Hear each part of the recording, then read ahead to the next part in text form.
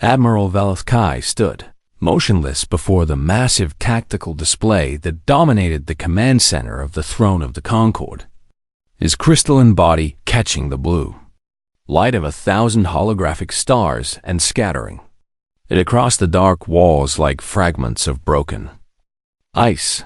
He had served the Galactic Concorde for over 200 years, and in all that time he had never seen anything quite like what now appeared on his screen. A single blip sat perfectly still in the absolute center of Sector Omega-7, a region that every spacefaring species in the known galaxy knew by another name, the Forbidden Expanse. No ship had entered that space in over 3,000 years and returned to tell the tale. The computer identified the vessel with cold mechanical precision, and the words that appeared made the Admiral's crystalline form vibrate with something that felt remarkably like human anxiety. UES Prometheus, Human Terran Navy, Sovereign-class battleship Supervisor Morin, Velithkai called out, his voice resonating through the command center like wind chimes in a storm. "Come here and tell me that my sensors have malfunctioned." His first officer, a four-armed Kethri, whose chitinous shell gleamed copper in the dim light, scuttled across the deck with surprising speed for a creature of his bulk. Morin's compound eyes widened as he processed the information on the display, his mandibles clicking together in the rapid pattern that indicated extreme distress among his kind. "Sir, I have run the identification 3 times already," Morin said, his voice carrying the wet clicking undertones of Kethri speech. "The vessel is definitely human, and it is definitely a Sovereign-class battleship. Though according to our records, humanity should not possess such vessels for at least another 40 years. Velithkai turned his attention to another console and pulled up the species development files on humanity. They had joined the Galactic Concorde only 62 years ago, a mere heartbeat in the lifespan of civilizations that measured their histories in millennia. The humans had been classified as a developing military species and given access to outdated but functional technology as part of their integration into galactic society. They were supposed to be building patrol vessels and light cruisers, not battleships capable of challenging elder race warships. How did they construct this without our knowledge? Velithkai asked, though he suspected he already knew the answer. The humans were clever in ways that made the elder races uncomfortable, always finding gaps in treaties and loopholes in restrictions, always pushing boundaries that other species accepted without question. Morin's mandibles clicked nervously as he pulled up additional data. "Sir, there is something else you should see," the Kethri officer said, his voice dropping to barely above a whisper. "The Prometheus has been in that position for exactly 17 hours and has made no attempt to leave or respond to automated warning beacons. 17 hours in the most dangerous region of known space, and they had not moved an inch." Velithkai opened a communication channel, his crystalline fingers dancing across controls that had been designed for species with far different appendages. "Human vessel. This is Admiral Velithkai of Galactic Command," he announced, his voice carrying the full weight of authority granted to him by 47 spacefaring civilizations. "You are in direct violation of Concorde Statute 7 Alpha, which prohibits any vessel from entering the Forbidden Expanse under any circumstances, and identify your purpose immediately." The silence that followed stretched for 10 seconds, then 20, then 30. Just as Velithkai prepared to repeat his message, a voice crackled through the speakers, calm and steady and utterly unafraid in a way that made the Admiral's crystalline structure resonate with unease. "Galactic Command. This is Captain Elena Vasquez of the UES Prometheus," the human female said, her words carrying an accent that the translation software identified as originating from a region of Earth called Argentina. "We are aware of our current position, and we are aware that we are in violation of Concord statutes, and we respectfully request that you stand by for a situation update. The channel cut without warning or explanation. Moran's compound eyes swiveled between the Admiral and the display in obvious confusion. "Sir, why are they not leaving?" the Kethri asked, voicing the question that echoed through the minds of every officer in the command center. The Forbidden Expanse is not merely restricted space. It is a death sentence for any vessel foolish enough to enter. Before Valethkai could formulate a response, every alarm in the command center began screaming at once. Red light flooded the room as emergency protocols activated automatically, and officers of a dozen different species scrambled to their stations with varying degrees of panic. "Report," Valethkai commanded, his voice cutting through the chaos like a blade through silk. A young Tellurian analyst, her blue skin pale with fear, turned from her console with trembling hands. "Admiral, we are detecting a massive energy signature emerging from deep within the Forbidden Expanse," she said, her voice barely steady enough to be understood. "It is like nothing in our databases, and it is coming this way." Valethkai watched the display as a new contact began to resolve itself from the darkness of the expanse, growing larger with each passing second until it dwarfed everything around it. The computer attempted to classify the contact and failed, attempted again and failed once more, and finally gave up entirely and simply labeled it as unknown hostile. But Admiral Valethkai knew what it was. Every elder race officer in the room knew what it was, even though none of them had ever seen it with their own eyes. The Hollow had awakened, and standing directly in its path, alone and impossibly small against the vastness of an ancient evil, was one human battleship crewed by a species that had barely learned to walk among the stars. "May the ancestors preserve us all," Moran whispered, his mandibles frozen in an expression of pure terror. Valethkai said nothing because there was nothing to say. He simply watched as the Prometheus began to move, not away from the emerging nightmare as any sane vessel would, but directly toward it. The humans were not running, they were attacking.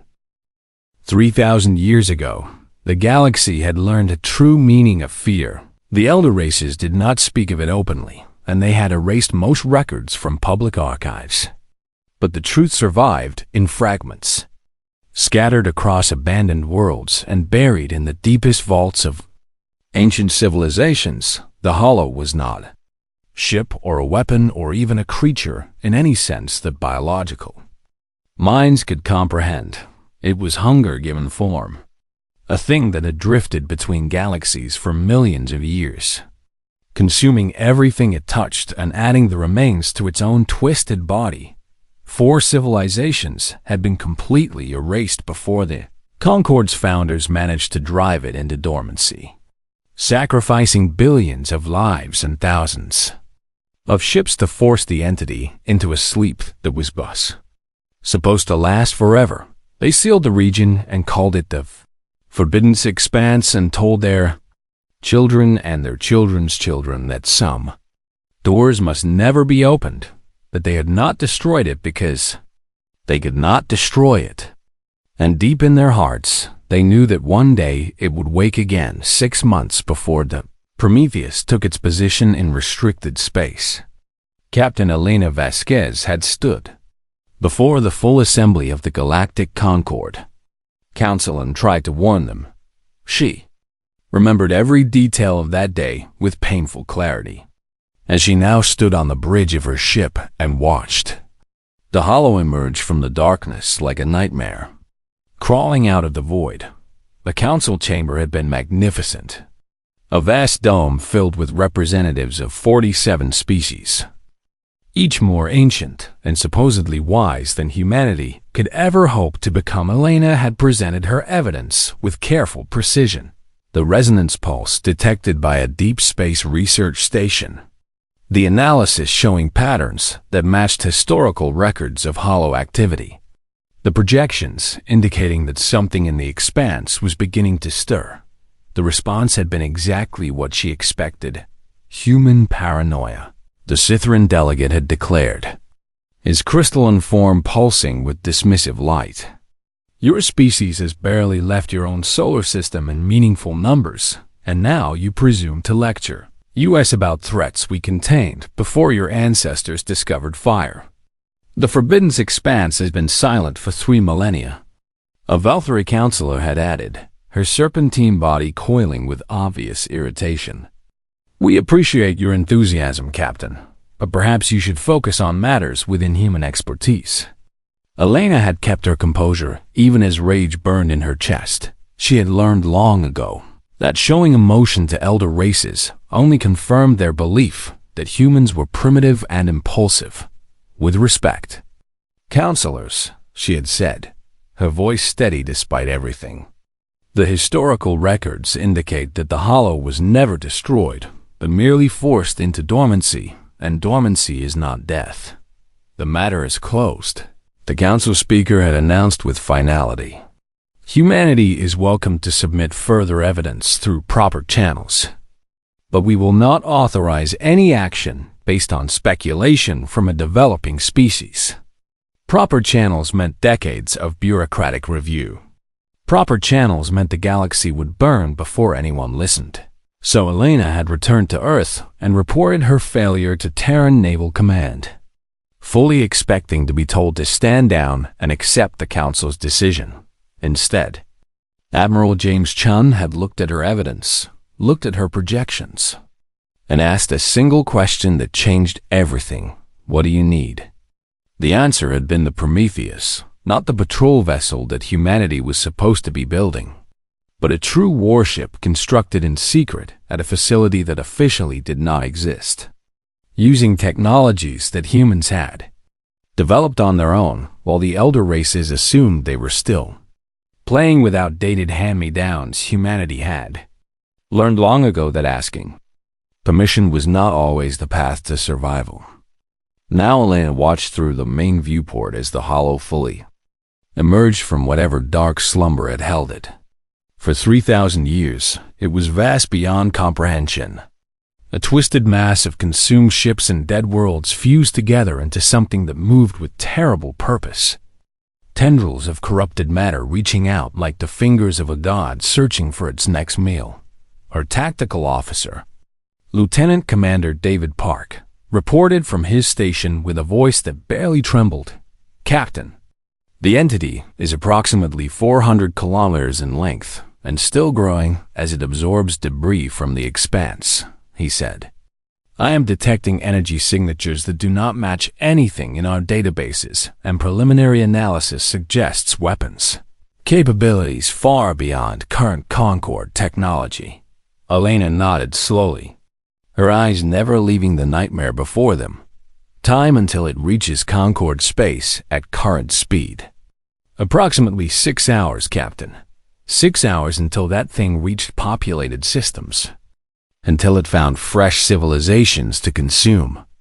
Until everything the galaxy had built over thousands of years became nothing more than raw material for an entity that knew only hunger. And time until Concord reinforcements can arrive? Park hesitated before answering based on standard fleet positions. The nearest battle group is at least 8 hours away, Captain. And most Concord vessels are not rated for combat operations. Elena allowed herself a small, grim smile. The elder races had grown comfortable in their peace, had convinced themselves that war was a relic of primitive times, had let their military capabilities decay while they debated philosophy and congratulated themselves on their civilization. They were not ready for this, but humanity was all hands. This is the captain, Elena announced over the shipwide channel, her voice carrying to every corner of the Prometheus. The entity designated as the Hollow has awakened and is moving toward populated Concord space, and we are the only thing standing between it and the deaths of billions. She paused, letting the weight of that statement settle over her crew.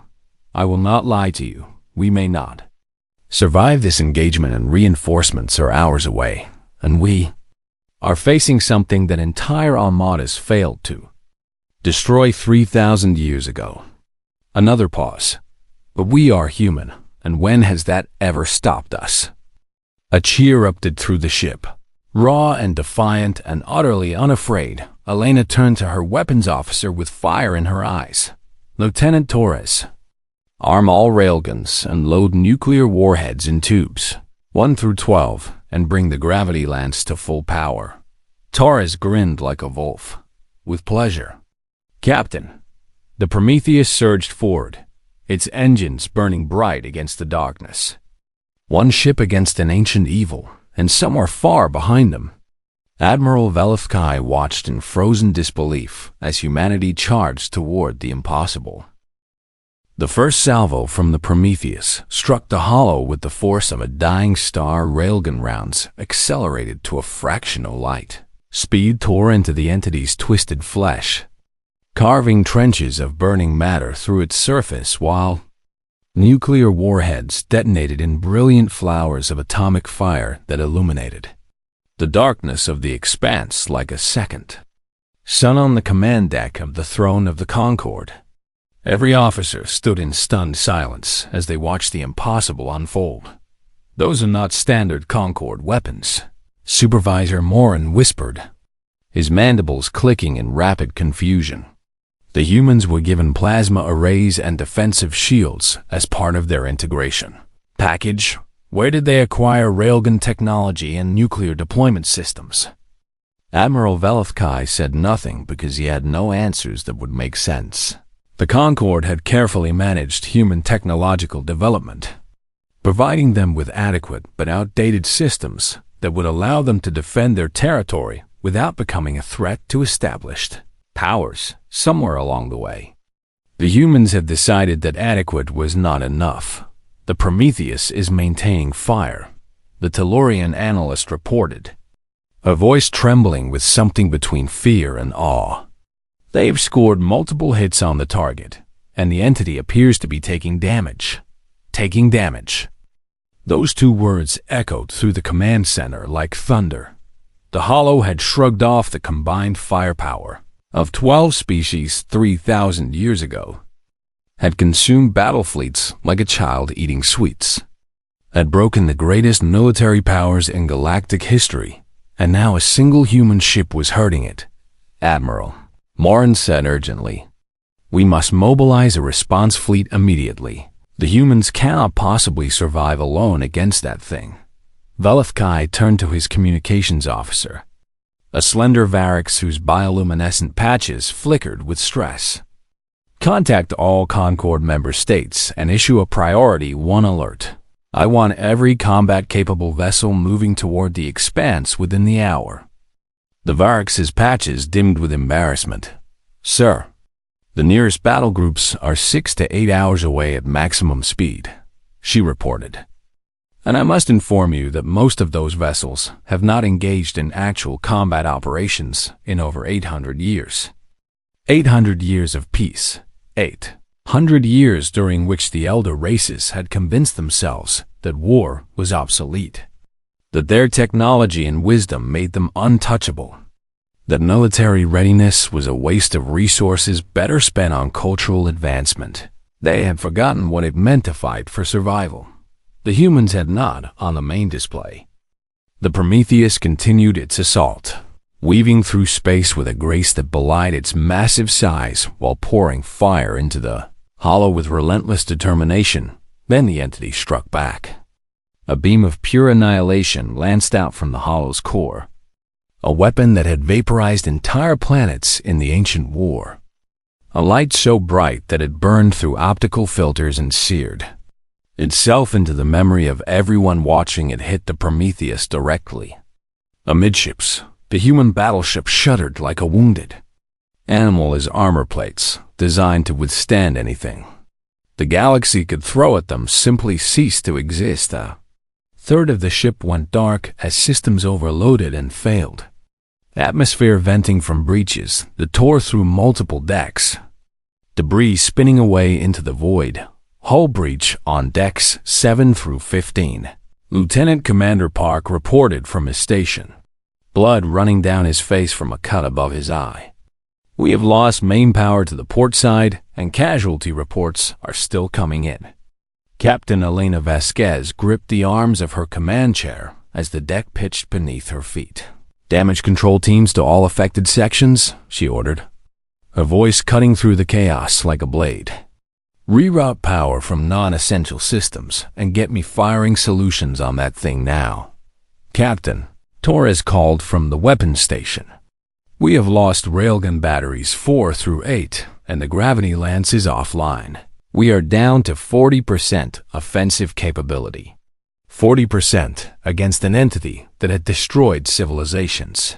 Elena looked at the faces of her crew, young men and women who had volunteered for a mission they knew might be their last, who had left behind families and futures because someone had to stand between the darkness and the light.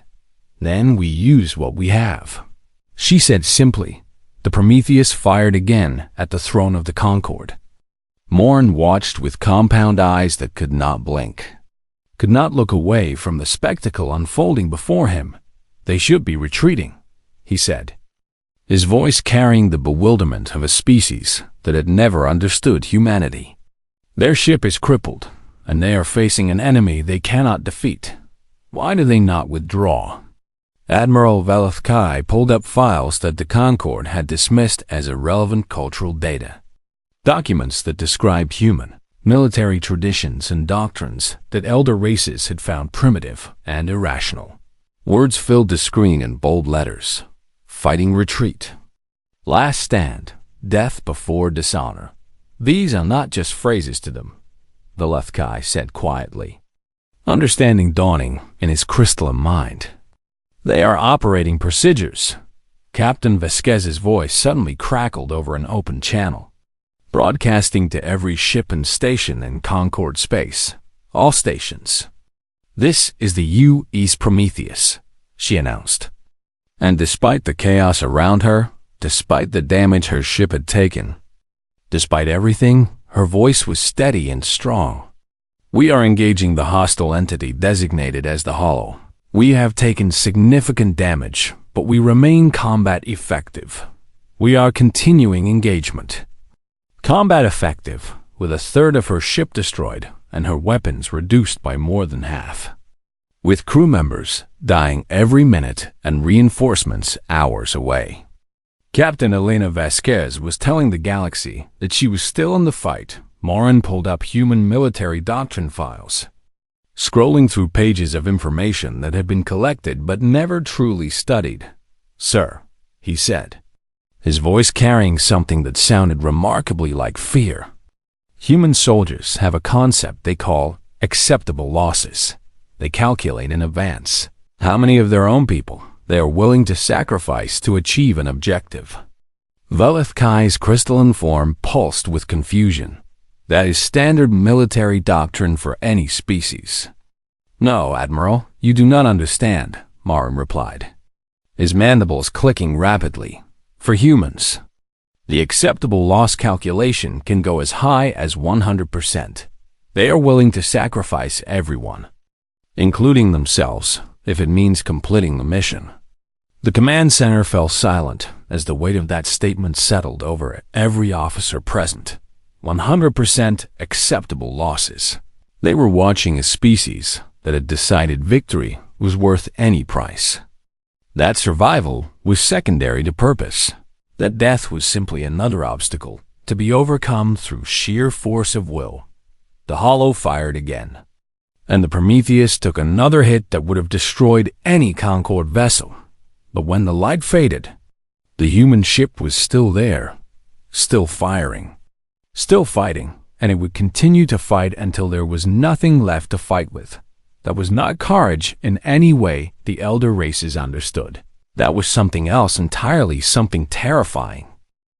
3 hours into the battle, the Prometheus was dying. Captain Elena Vasquez had transferred command to the auxiliary bridge. After the primary bridge took a direct hit that killed her helmsman and first officer instantly, 40% of her crew was dead or wounded, and the ship was holding together through nothing but desperate repairs and sheer human stubbornness. The port side was completely dark now, every system there having failed or been destroyed, and the starboard engines were running at barely 30% capacity, but they were still fighting Taurus. "Status on remaining weapons," Elena called out, her voice hoarse from 3 hours of shouting orders over the screams of dying systems.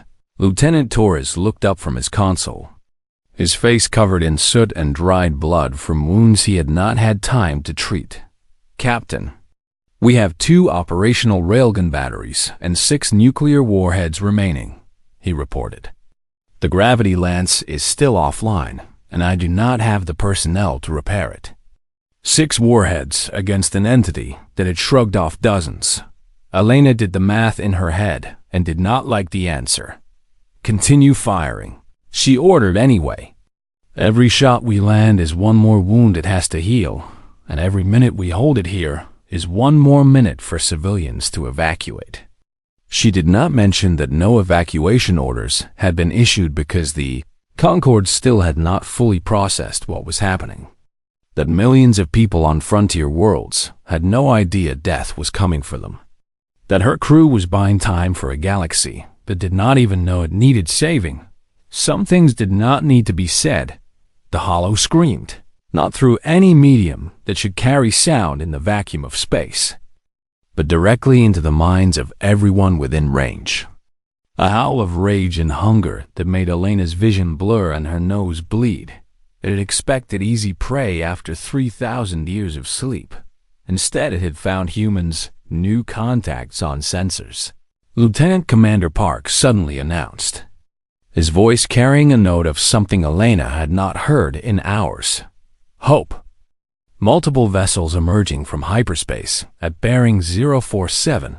Elena's heart stopped for a single beat. "Identification?" Park's face split into a grin that looked almost manic. "They are ours, Captain. Human vessels, over 30 of them. Led by the Use Marathon." Elena closed her eyes and allowed herself 1 moment of relief before the demands of command pulled her back. The Marathon was humanity's 2nd Sovereign-class battleship, commanded by her old friend and Academy classmate James Chun. They had served together on a dozen ships before their careers diverged, had shared drinks and stories and losses, had promised each other that when the time came, they would be there for each other. James had kept his promise. Prometheus. "This is Marathon Actual," a familiar voice crackled through the speakers, warm and steady despite the chaos of battle. "Cavalry's here, Elena. What is your status?" Elena laughed, and it came out as something between a sob and a battle cry. "We're still floating, James," she replied. "Barely. Then we will take it from here. All ships. This is Admiral Chung. Weapons free and engage the hostile entity immediately." Admiral James had been promoted since she last saw him, had climbed the ranks while she was stuck arguing with Concorde bureaucrats, but none of that mattered now. The human fleet spread into attack formation with practiced precision. Destroyers and frigates moving to flanking positions while carriers launched swarms of fighters that dove toward the hollow like angry hornets. The Marathon itself charged directly at the entity, its railguns already blazing, a mirror of what the Prometheus had done 3 hours ago at the throne of the Concorde. Admiral Velithkai watched the reinforcements arrive with an expression his species had no word for. Where did they come from? Morin demanded, his compound eyes darting between displays. "The nearest human colonies are days away at standard speeds." The Tellurian analyst ran calculations with trembling fingers. "Sir, based on their arrival vectors, some of these ships must have been traveling at speeds that exceed their engines' rated capacity by at least 40%, she reported. Their drives would be on the verge of catastrophic failure. They pushed their ships past breaking point, Velithkai said slowly, understanding what that meant. They burned out their own engines to get here faster, but that would leave them stranded after the battle. Morin protested. They would have no way to return home. Velithkai turned to look at his first officer with something like pity. They did not come here planning to return home, he said quietly. They came here planning to win or die. Everything else was secondary. On the battlefield, the human fleet engaged with a ferocity that made the Hollow's earlier attacks seem gentle by comparison. Ships took hits that would have caused any Concorde vessel to withdraw immediately. But instead of retreating, they simply continued, firing while damage control teams fought to keep critical systems online. A destroyer named the Defiant lost its entire forward section to a beam attack but kept fighting with its aft weapons until a second hit finally silenced it. A frigate called the Last Hope rammed itself directly into one of the Hollow's sensor clusters when its weapons ran dry. The crew sacrificing themselves to blind the entity. Even for a moment, the carrier Resurrection launched every fighter it had, then moved into close range to provide point defense for the crippled Prometheus. Taking hits meant for the wounded battleship without hesitation. Marin watched a human cruiser take a direct hit that shattered its hull, watched escape pods launch into the void, even as the ship continued to fire with whatever weapons remained. "They do not retreat," he whispered. The same words he had spoken before, but now carrying a different weight. Even when they are dying, they do not stop fighting. The Kethri analyst who had been studying human doctrine spoke up, his voice subdued. "There's a human concept called fighting to the last man," he said. "It means exactly what it sounds like. They will continue combat operations until every single member of a unit is dead or the objective is achieved." "That is madness," a Valkyrie officer hissed from across the room. "No." Admiral Velithkai replied, his crystalline form pulsing with an emotion he could not name. "That is humanity." The battle raged for another 2 hours. The human fleet slowly wearing down the Hollow through sheer relentless aggression while taking losses that would have broken any other force. Ships died by the dozen, but others took their place, closing ranks and maintaining fire, refusing to give the entity a single moment of respite, and slowly, impossibly, the Hollow began to weaken. Its attacks grew less coordinated, its movements more sluggish, its regeneration unable to keep pace with the constant damage being inflicted by enemies that simply would not stop. Captain Elena Vasquez watched from the auxiliary bridge of the Prometheus as the Marathon led the final assault. Every remaining ship in the fleet concentrating fire on the entity's core. "For Earth," she whispered, tears streaming down her face as she watched her people fight and die for a galaxy that had dismissed them as children. "For humanity." The Hollow died screaming. Its death cry echoed through the minds of every sentient being within 1,000 light years. A howl of rage and disbelief from something that had consumed civilizations, that had broken armadas, that had been ancient when the first elder races were still learning to walk upright. And it had been destroyed by a species that had joined the galactic community barely 6 decades ago.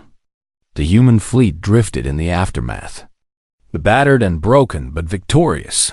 Of the 37 ships that had engaged the entity, only 19 were still capable of independent movement.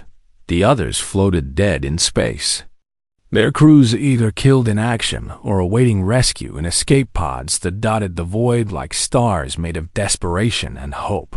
Over 4,000 humans had died in the battle.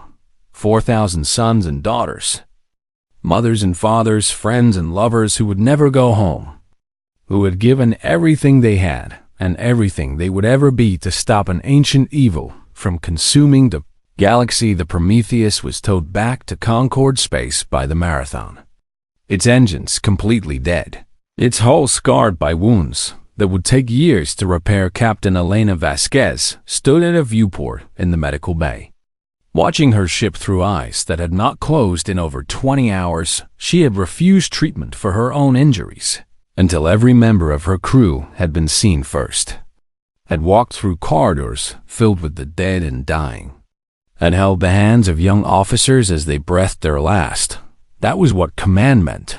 That was what being human meant. A Sithran officer approached her, one of Admiral Velethkai's ads, his crystalline form pulsing with colors that Elena had learned to recognize as uncertainty and respect. "Captain Vasquez," he said, his voice carrying the harmonic undertones of his species. "The Galactic Council has convened an emergency session to discuss the recent events. Your presence has been requested." Elena turned to look at him, and the Sithran took an involuntary step backward at what he saw in her eyes. She was exhausted beyond measure, wounded in body and soul, surrounded by the ghosts of everyone she had lost, but she was not broken. "Tell the Council I will be there within the hour," she said, her voice steady despite everything. The emergency session was held in the same council chamber where Elena had been dismissed 6 months ago. But the atmosphere was entirely different now. Representatives of 47 species sat in stunned silence as Admiral Velethkai took the central podium, his crystalline form reflecting the light of 100 holographic displays showing footage from the battle. "Fellow councilors," he began, his voice resonating through the vast dome. 62 years ago, we welcomed humanity into the Concord as a developing species. We gave them outdated technology, restricted their military growth, and told them that the galaxy was peaceful now, that the old threats were gone. He paused, letting his words settle over the assembly like falling ash. "We lied," murmurs rippled through the chamber. But no one dared to interrupt.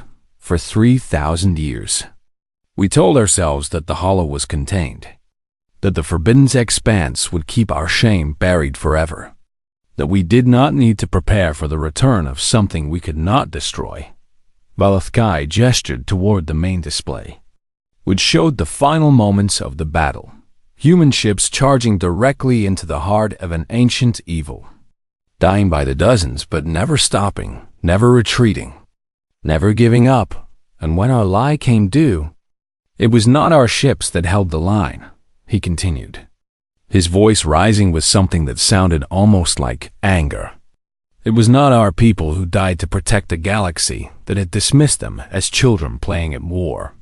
He turned to face the human delegation directly, exhausted diplomats and military officers who had been awake for days, who had lost friends and family in the battle, who had every right to demand answers for the Concord's failures. Captain Elena Vasquez came to this very chamber 6 months ago and tried to warn us, Velethkai said. She presented evidence, analysis, and projections that clearly indicated the hollow was awakening. We dismissed her concerns as human paranoia and sent her away. The Sithran delegate who had spoken those words shifted uncomfortably in his seat. So humanity did what they always do when faced with impossible odds. Velethkai continued. They prepared anyway. They built ships we did not authorize, developed weapons we did not provide, and positioned themselves exactly where they needed to be when the threat emerged. He turned back to face the full assembly. Today, I am formally requesting that humanity's status be elevated to full military partner, with all rights and responsibilities therein, he announced. Furthermore, I am recommending that Captain Elena Vasquez be awarded the Concord Star, the highest military honor we can bestow, for her actions in defense of galactic civilization. The chamber erupted into chaos, arguments, protests, disbelief from species that could not accept what had happened, that could not process how a young and supposedly primitive race had accomplished what the elder civilizations could not. But in a corner of the chamber, the eldest member of the council sat in silence. He was a Vorthan, ancient even by the standards of his long-lived species. And he was one of the few beings alive who remembered the original war against the Hollow. He had seen the fear in his ancestors' eyes, had inherited their nightmares, had lived his entire life knowing that someday the ancient enemy would return. And he had watched the species barely out of its infancy do what his people had failed to do 3,000 years ago. The Vorthan rose slowly from his seat, and the chamber fell silent out of respect for his age and wisdom. I support the Admiral's motion, he said simply, his voice carrying the weight of millennia. Let the record show that when the darkness returned, humanity stood against it, and humanity won. Later, after the votes were cast and the ceremonies concluded, Captain Elena Vasquez stood once again at a viewport, watching the Prometheus being slowly towed toward the nearest repair facility. A Sithran officer approached her, the same aide who had found her in the medical bay hours ago. Captain, Admiral Velith Kai wishes to know something, he said, his crystalline form pulsing with genuine curiosity. How did you know the Hollow would awaken, and how did you know to be there? Elena continued to look at the stars, at the vast darkness that had nearly consumed everything, at the light that humanity had fought and died to protect. We did not know, she replied quietly. We suspected, and when it comes to protecting the people we care about, suspicion is enough. The Sithran tilted his head in confusion. Even at such cost? He asked. Over 4,000 of your people died, and your fleet is crippled. And you may have started a political crisis that will take decades to resolve. Elena smiled. Tired but unbowed, broken but undefeated. That is the thing about humans. Lieutenant, she said, turning to face him with eyes that had seen too much and would see much more. We do not calculate whether it is worth it. We do not weigh the cost against the benefit or run probability analyses on our chances of success. She looked back at the Prometheus, broken, burned, scarred beyond recognition, but still there. Still whole in the ways that mattered. We just show up, she said. And we do not leave until the job is done. The Sithran stood in silence for a long moment, processing words that challenged everything his species believed about rational behavior and survival. Then he did something that no Sithran had ever done in the presence of another species. He bowed. On behalf of the Galactic Concord, he said, his voice carrying a respect that transcended language and culture. Thank you, Captain. Thank you for showing us what courage truly means. Elena nodded once, accepting the gratitude on behalf of everyone who had fought and died. Everyone who had sacrificed everything for a galaxy that was only now beginning to understand what humanity was capable of outside the viewport. The stars burned bright against the darkness, and somewhere among them, humanity was already preparing for the next threat, the next impossible challenge, the next moment when someone would have to stand against the void and refuse to yield, because that was what humans did. That was who they were. And the galaxy would never forget it.